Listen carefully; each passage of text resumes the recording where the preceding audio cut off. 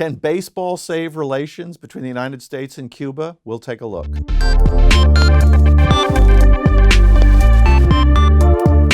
Danny, it used to be ping pong diplomacy, which got the United States and China together. Now it's baseball between the United States and Cuba. Will it work? It wasn't a bad game, was it? It wasn't a bad game, Matthew, but I think this is only the beginning of the relationship between the United States and Cuba. Wait, they've been playing baseball together for 50, 100 years, have they not? Yeah, but not officially. They've had a lot of Cuban players have defected or come to the United States, but there hasn't been an official, for example, the Tampa Bay. Was it Tampa Bay played? Tampa Bay played the Cuban All-Stars. Right. But the Cuban All-Stars, they won the last World Baseball Classic, which is the first attempt baseball's had to become an international sport, like the World Cup in soccer. Great event. I love it. It's next year, 2017.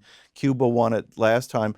But Cuba's players are all defecting to the United States. Is this more economic imperialism in the baseball world? I think it is. I don't know how much they get paid when they play in Cuba, but certainly a lot of Latin American players. Dominican Republic is a big feeding ground for the American players. But I think this is part of the beginning of a diplomacy between the United States and Cuba. They've opened the American embassy there. They've opened an embassy of Cuba in the United States. The question is this just superficial or will it be deeper?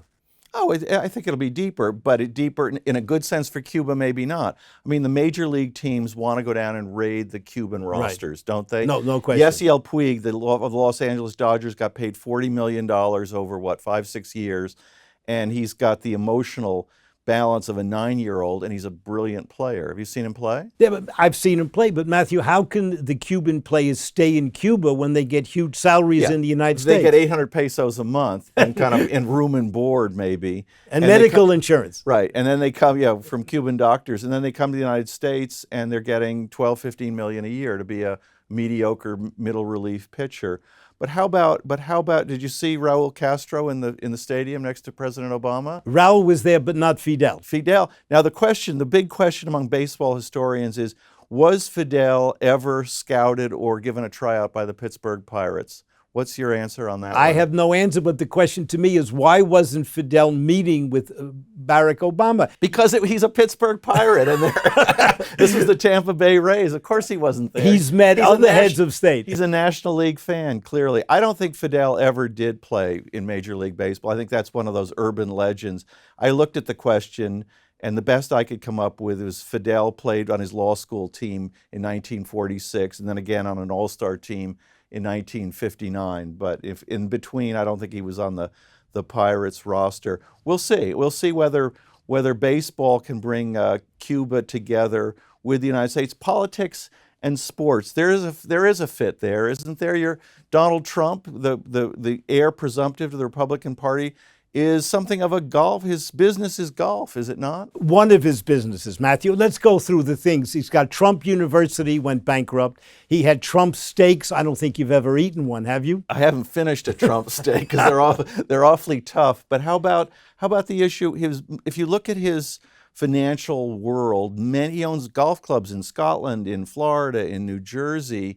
His business is golf, and he plays golf, too. I'm sure he plays golf, and there have been protests against some of his courses, I think in Scotland and Ireland. There have been how good a golfer is he? We don't know his handicap. He says he's often won club championships, which is deceiving. Matthew, he owned the club. He owned the club. If you own the club and you can't be club champion, what's the point of owning the club, exactly, right? But I mean, the question with all club championships in golf is, are you playing off a handicap or are you playing as a scratch golfer? I also think there's something special about the fact that Trump likes golf. The great American president who loved golf was Dwight Eisenhower. Didn't he live near the Augusta course? I think he lived on about the 15th, 16th fairway, did he not? And exactly. He had a house there, not the White House. Same in Gettysburg, although by most accounts the best golfer in terms of skill before he got polio was Franklin Roosevelt. And even John F. Kennedy was not a scratch golfer, an 80, 85 golfer. Bill Clinton was, famous for saying he broke 80, and then it was dissected in the Washington Press that maybe it was an 80, mulligans. An 80 with 6 mulligans. Right. That's all the time we have this week on Money and Sports. I'm your host, Matthew Stevenson, and with me is... I'm Danny Warner.